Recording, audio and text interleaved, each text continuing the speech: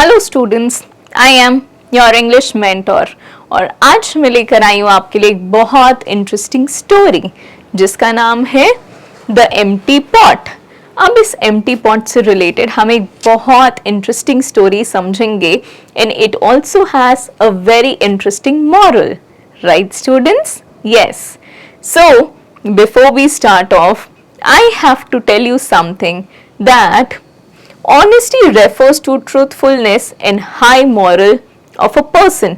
So जब भी हम honesty की बात करते हैं तो honesty का मतलब होता है सच्चाई, यानी कि truthfulness, और एकदम सही बोलना और सच बोलना एक बहुत ही अच्छी क्वालिटी होती है एक पर्सन में. It is regarded as a high moral in a person. So it makes a person a good human being. तो जब भी हम सच बोलते हैं तो वो हमको क्या बनाता है? एक अच्छा human being. It improves the personality of a person. हमारी पर्सनालिटी, हमारा ऑरा बढ़ता है और लोग हम पे ट्रस्ट करते हैं that this person is very honest and truthful. So an honest person never fails in life.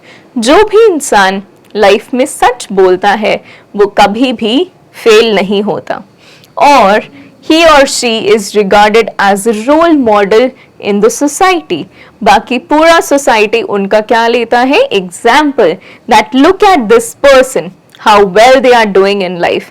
And do you know कि वो अपनी लाइफ में इतना अच्छा क्यों कर रहे हैं? क्योंकि वो हैं honest. Honesty builds self-confidence in a person. So जब भी हम सच बोलते हैं हमारा self-confidence बहुत ज़्यादा increase हो जाता है. Read this story about an honest child in China who was rewarded a good prize by the emperor. तो ऐसे ही honesty के ऊपर हम एक बहुत interesting स्टोरी पढ़ेंगे जहां पर एक छोटा सा चाइल्ड था और कैसे उसको ऑनेस्टी के लिए एम्परर से बहुत ही अच्छा रिवॉर्ड मिला एंड में. So are you ready to learn a little more students? Yes. So part 1. Once there was an emperor in China who was fond of gardening. So एक बार की बात है, चाइना में एक एम्परर था, यानी कि चाइना में एक राजा था और उनको गार्डनिंग का बहुत शौक था. फॉन्ड ऑफ गार्डनिंग यानी कि गार्डनिंग, पेड़ पौधों का ध्यान रखने का बहुत शौक था. So he loved plants very much. उनको प्लांट्स से और ट्रीज से बहुत प्यार था. So people from far and wide came to see his beautiful garden. तो लोग बहुत दूर दूर से आते थे सिर्फ और सिर्फ उनका गार्डन देखने के लिए. It was a custom then that every emperor had to choose his successor.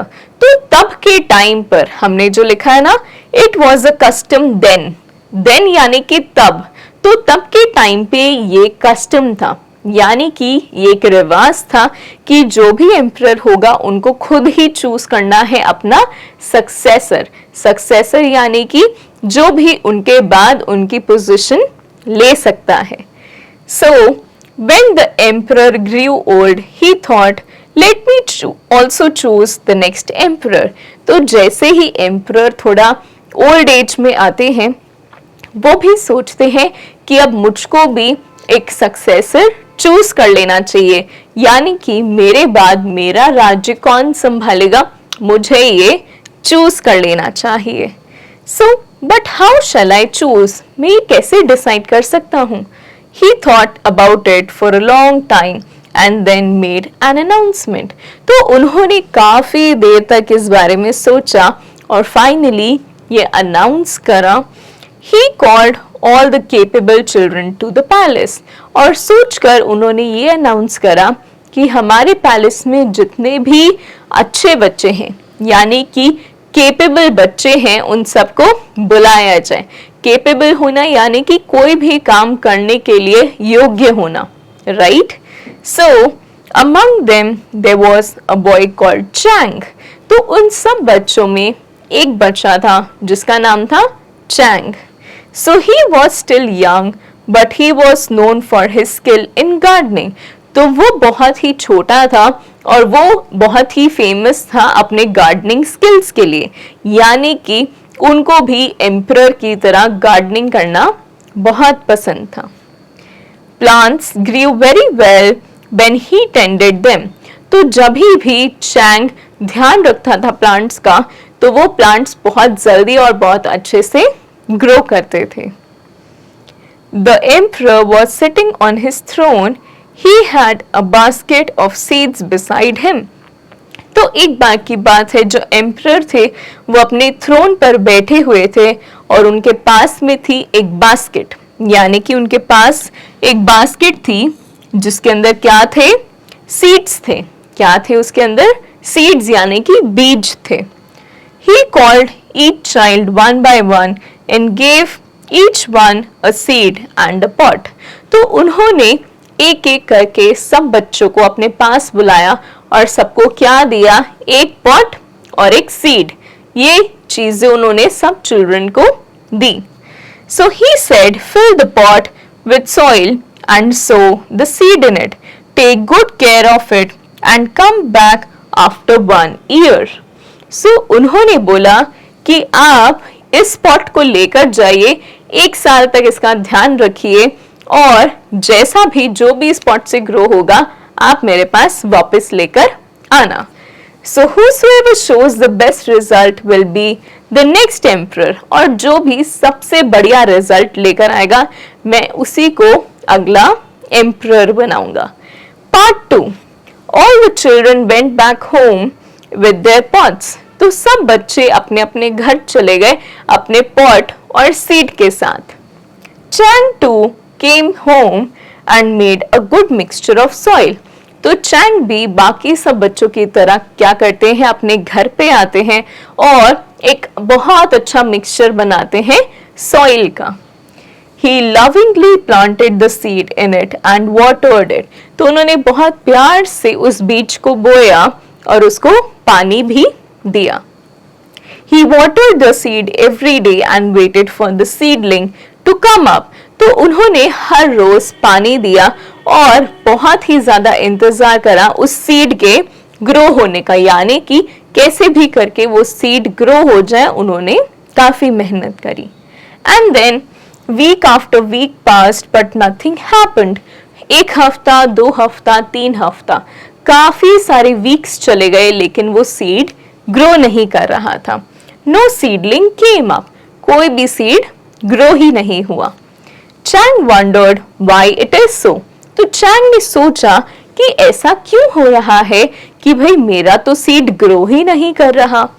He changed the soil but nothing grew out of the seed. उन्होंने एक बार सॉइल चेंज करके देखा और फिर भी उनको कोई रिजल्ट नहीं मिला। Plants had come up in other children's pot. और बाकी जितने भी बच्चे होते हैं उन सब के पॉट्स के अंदर प्लांट ऑलरेडी आ चुका होता है, लेकिन फिर भी चैंग के पॉट में प्लांट नहीं आया होता। So they were growing nicely. Some children laughed when they saw Chang's empty pot.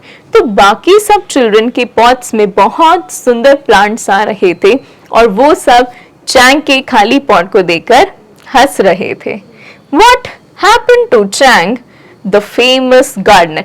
तो क्या हुआ उस अच्छे से चैंग को जो कि इतना फेमस गार्डनर था? ऐसा उनके फ्रेंड्स उसको चिढ़ाने लग गए।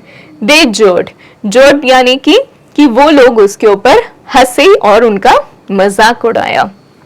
Chang felt very sad.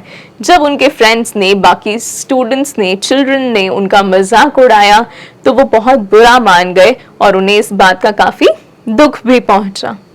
Don't give up son, carry on, said his parents. तो उनके पेरेंट्स ने उनको हौसला दिलाया उनको और पुश करा, उनको मोटिवेट करा कि आप गिव अप मत करो, आप अपना बेस्ट कर रहे हो। You are taking good care of the pot and this is what matters. तो आप बहुत ही अच्छा ध्यान रख रहे हो अपने पॉट का और यही बात सबसे ज्यादा जरूरी है कि चाहे उसमें कोई सीडलिंग ग्रो हो या नहीं हो, आप पूरे दिन रात एक करके मेहनत कर रहे हो और उस पॉट का ध्यान रख रहे हो। Part 3, So weeks and months went by and soon the 1 year was over. तो पहले weeks खत्म हुए, फिर months खत्म हुए और धीरे धीरे करके पूरा साल खत्म हो गया. All the children went back to the palace with their pots. सब बच्चे अपना अपना specific pot लेकर वापस palace चले जाते हैं. Each pot had some lovely plant with healthy leaves and colorful flowers. तो हर एक पॉट में बहुत ब्यूटीफुल फ्लावर्स एंड लीव्स थे. The palace hall looked like a garden. और पैलेस का जो हॉल था ना वो बिल्कुल गार्डन लग रहा था क्योंकि सब चिल्ड्रन बहुत सुंदर लीव्स और फ्लावर्स वाले प्लांट्स लेकर आए थे. Chang too had gone back to the palace with his empty pot. और चैंग भी उसी पैलेस में जाता है लेकिन एक खाली पॉट के साथ. यानी कि पूरा 1 साल हो चुका है और उसके पॉट में कुछ भी ग्रो नहीं हुआ. He felt very very miserable when he saw what the other children had brought. और उसको बहुत बुरा लगा ये देखकर कि बाकी सब चिल्ड्रन के इतने सुंदर प्लांट्स हैं और मेरा पॉट तो बिल्कुल खाली है और उसमें कोई भी प्लांट नहीं है. So he stood at one corner holding his pot. Why couldn't I grow a beautiful plant this time? तो वो कॉर्नर पे खड़े हुए थे और ये सोच रहे थे कि मैं भी बाकियों की तरह क्यों कोई अच्छा सा प्लांट नहीं ग्रो कर पाया. Will the emperor be angry with me? He might just laugh at me. तो हो सकता है जो एम्परर हैं वो मेरे पे गुस्सा हो जाएं या फिर सब लोग मिलकर मेरे ऊपर हंसें. So और ही में पनिश मी. और ये भी हो सकता है कि वो मुझे किसी बात से रिलेटेड पनिश करें. So I tell him that I tried my best. लेकिन मैं उनको सब सच बताऊंगा कि मैंने बहुत मेहनत करी लेकिन फिर भी ये ग्रो नहीं हुआ. But will he listen to me? These things were going on in his mind.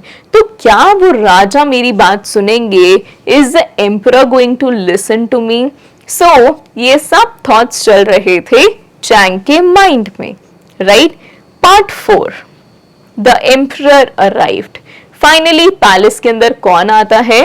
Emperor आते हैं. Each child went to him, presented his pot and made a report. So finally एक एक बच्चा जाता है किसके पास? एम्परर के पास. और वो जाने के बाद अपने पॉट्स प्रेजेंट करता है और फिर किंग सबकी रिपोर्ट्स बनाते हैं. The emperor touch some of the flowers lovingly but did not say anything. तो जो एम्परर थे उन्होंने प्यार से कुछ लीव्स को और फ्लावर्स को टच करा लेकिन किसी को भी कुछ भी नहीं कहा. He accepted each report with just a nod. और उन्होंने सारे के सारे रिपोर्ट्स को एक्सेप्ट करा सिर्फ सर हिलाकर. यानी कि नॉड करना is to move your head up and down. So he accepted all the plants with just a nod. So at last only Chang remained. तो आखिर में सिर्फ चैंग की बारी बची थी. He went to the emperor with a heavy heart. तो उसे बहुत बुरा लग रहा था और उसका दिल भी बहुत भारी था ये बात सोचकर कि यार मैंने तो कुछ ग्रो ही नहीं करा. He presented the pot with his head lowered in shame. तो उन्होंने अपना सर नीचे झुकाकर अपना पॉट प्रेजेंट करा कि भाई मेरे पॉट में तो कुछ ग्रो ही नहीं हुआ. Then he looked up and told the emperor how he had tried to grow a plant from the seed and how he kept on trying with no result. तो उन्होंने बताया कि कैसे उन्होंने हमेशा कोशिश करी उस सीड में से प्लांट ग्रो करने की लेकिन उस में कभी भी कोई प्लांट ग्रो ही नहीं हुआ. The emperor sat up and listened carefully. तो जो किंग थे एम्परर थे उन्होंने बहुत अच्छे से उनको सुना और उनको बीच में नहीं रोका. Then I am sorry, Your Majesty, but I couldn't grow anything from the seed. So Chang ने बोला कि I am very sorry, Emperor, I am very sorry, Majesty, but मैं तो कोई प्लांट ग्रो ही नहीं कर पाया. A smile lit up the Emperor's face. और इसी बात को सुनकर एम्परर के फेस पर स्माइल आ जाती है. यानी कि You are speaking the truth, Chang. तो उन्होंने एम्परर ने चैंग को क्या बोला कि आप सच बोल रहे हो. The seeds which I gave you were all cooked first and then dried. तो जो seeds मैंने आपको दिए थे वो सब क्या थे, cooked थे और fried थे. यानी कि no plant could have grown from these seeds. यानी कि उन seeds में से कभी भी कोई plant grow ही नहीं हो सकता था. यानी कि आपने मुझे सच बोला. So you are the only child who has the courage to face and speak the truth. तो जो मैंने seeds सब children को दिए थे उसमें से कभी भी कोई plant grow ही नहीं हो सकता था, लेकिन सिर्फ आपके अंदर ही courage था, हिम्मत थी सच बोलने की, और आपने सच बोला कि भाई मेरे पॉट में तो कोई प्लांट ग्रो ही नहीं हुआ, जबकि बाकी सब चिल्ड्रन के पॉट्स में बहुत ही ज्यादा ब्यूटीफुल प्लांट्स ग्रो हुए. So also you tried your best, लेकिन आपने गिव अप नहीं करा और आपने पूरे 1 साल तक उसके ऊपर मेहनत करी. You looked after the pot well even when nothing grew out of it. तो जब उस पॉट में से कुछ नहीं भी ग्रो कर रहा था तभी भी आपने उसका ध्यान रखा. You are truly worthy of being an emperor. तो आप अगले राजा बनने के लिए बिल्कुल परफेक्ट हो और आप डिजर्व करते हो एक अच्छी पोजीशन और status. After me you will be the new emperor of this kingdom. और उन्होंने ये अनाउंस करा कि मेरे बाद नेक्स्ट एम्परर कौन होंगे, Chang. So this is how Chang became the next emperor of the kingdom by saying the truth. और बाकी सब चिल्ड्रन ने डिसऑनेस्ट होकर कहीं और से प्लांट अरेंज करा और उसके वजह से वो सब हार गए.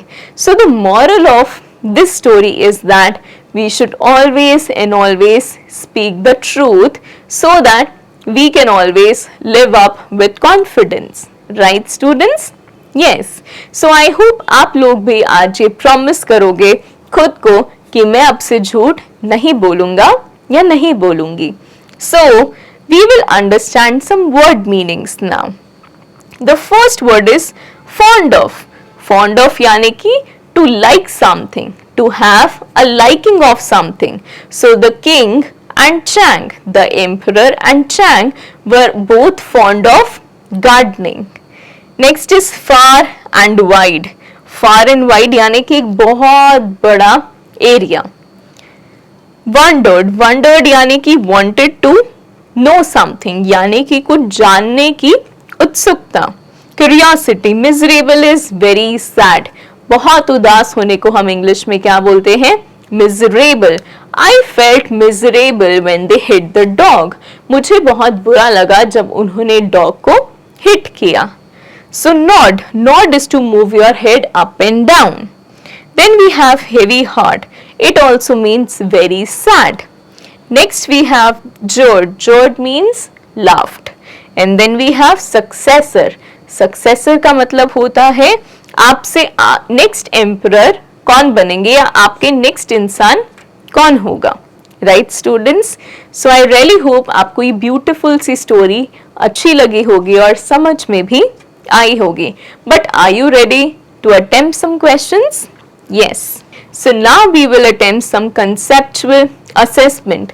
और यहाँ पर हम अटेम्प्ट करेंगे कुछ MCQs. You will have one statement and 3 options. 3 options में से एक ही ऑप्शन सही है. तो क्या आप मुझे हेल्प करेंगे बताने में कि कौन सा सही ऑप्शन है? Yes. So the first one goes like, what was the most favorable hobby of the emperor? Emperor को सबसे ज्यादा क्या करना पसंद था? Swimming, gardening और trekking. उनको पसंद था सबसे ज्यादा गार्डनिंग करना. The emperor called all the children and gave them coins, pearls, a seed and a pot. तो emperor ने सब children को दिया था a seed and a pot. So who could not grow plant out of the seed? So seed में से plant कौन नहीं कर पाया था grow? Chang. Then we have say yes or no. So Chang was known for his skill in gardening. तो Chang अपने skills के लिए जाना जाता था, वो भी gardening के. We have to attempt this orally, but we will write yes, that Chang was known for his skill of gardening. Chang tried his best to grow the plant. Chang ने पूरा try करा उस plant को grow करने के लिए. Yes. Chang went to the palace with the lovely plant. तो क्या Chang palace पे गया था एक सुंदर सा plant लेकर? No. No plant can grow from a boiled seed. तो कोई भी seed जिसको आप cook कर देते हो, क्या वो grow हो सकता है? Yes. मतलब no, this statement is true. So the emperor chose Chang as the new emperor. Yes.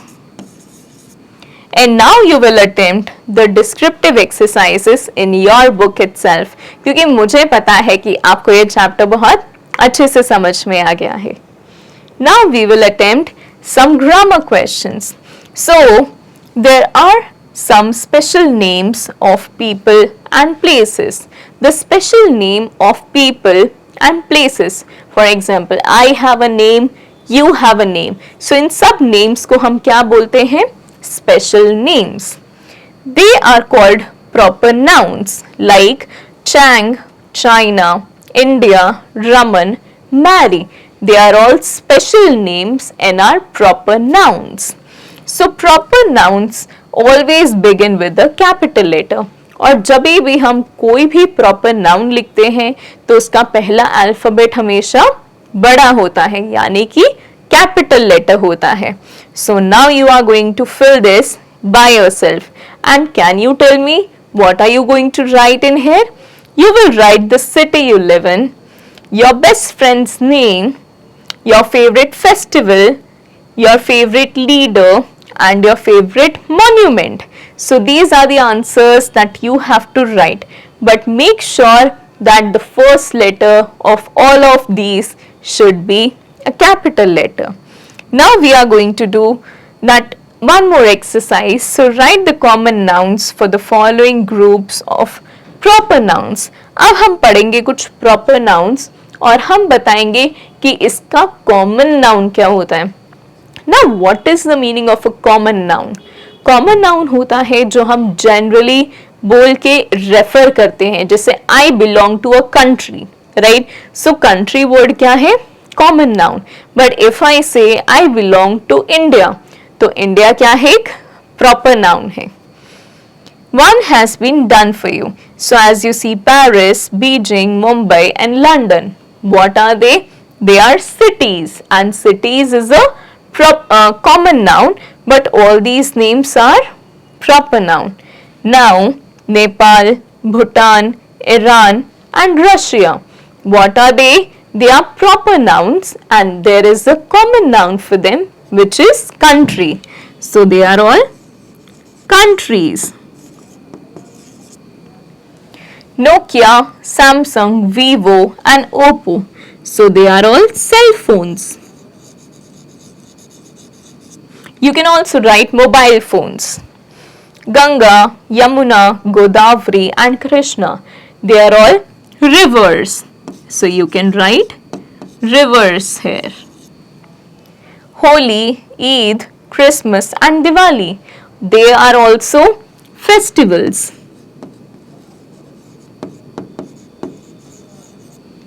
And last we have January, March, April and May. So they are the months in an year. So the words which are mentioned on this side are proper nouns and the words which we have written here are common nouns. I hope आपको ये concept अच्छे से समझ में आया होगा. Now we will see the word power. So pick a word from A and join it with the word from B using and. So अब हमको A में से एक word pick करना है और उसको B के साथ लिखना है और उनके बीच में क्या लगाना है? And. So first one is king and queen. So we chose king from here and queen from here. Now we will choose the next word, which is knife. So we will write knife, and we are going to match this word with flowers, butter, fork, round or thin. So yes, we are going to match it with fork. Then we have thick. So we will write thick and thin.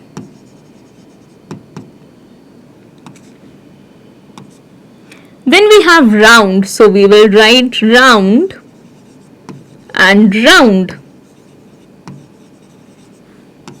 Now we have two words left, bread and leaves. So you have to attempt these last two by yourself, and when you write it, you have to write it here. When you solve it, you can write it here. Next up we have read and learn the antonyms. Antonyms यानी कि opposite words. So we make opposites of some words by writing un, im or dis before them. हम एक word का opposite कभी कभी कैसे बनाते हैं, जब हम ऐड करते हैं अन, इम और dis. So for example kind का ऑपोजिट वर्ड क्या होता है, अनकाइंड. देन पॉसिबल का ऑपोजिट वर्ड क्या होता है, इम्पॉसिबल. और लास्ट में ओबे का ऑपोजिट वर्ड क्या होता है, disobey. Right. So we are going to attempt this now. Right. So now make opposite of the following words by adding un, im or dis. So the first one is wanted. Wanted का opposite word क्या होगा, unwanted. So what did we use here, un. Then like का opposite word होता है dislike. So what did we add here, dis. Then we have proper. So the answer is going to be improper. Then we have happy. So happy का होगा unhappy. Now you are going to attempt the last two parts by yourself and write it in the book. And lastly we have some competency based assessments. और यहाँ पर आप attempt करेंगे कुछ writing skills. और उसके बाद हम देखते हैं कुछ critical thinking skills and speaking skills. And not just this, we will also attempt some value corner questions. So I really hope कि आपको ये chapter बहुत अच्छे से समझ में आया होगा, and you will also take a pledge and promise yourself that you will never tell lies and be honest with yourself and everybody around you. So that's all for today. Take care of yourself and bye bye.